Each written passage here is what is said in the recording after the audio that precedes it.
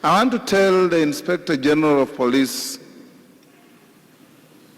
Joseph Boynet, and those who are lawyers like me, my brother Kalonzo Musyoka, Mother Karua, Nancy Baraza, we advise him for free that the recent tweets by Jacob Juma in the realm of criminal law can be aptly and correctly described as dying declarations and can be used as uncontrovertible evidence to pursue the killers.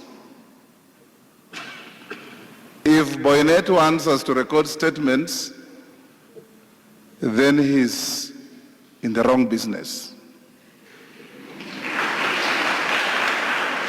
And we want to advise him, we want the killers of Juma brought to book here and now.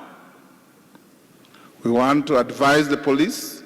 I'm shocked to hear in an ordinary homicide, and Deputy Chief Justice Nancy Baraza can tell you because she's a very consummate judge, that even the simplest things of identifying the body of a homicide victim for postmortem is done by the spouse and a statement is recorded.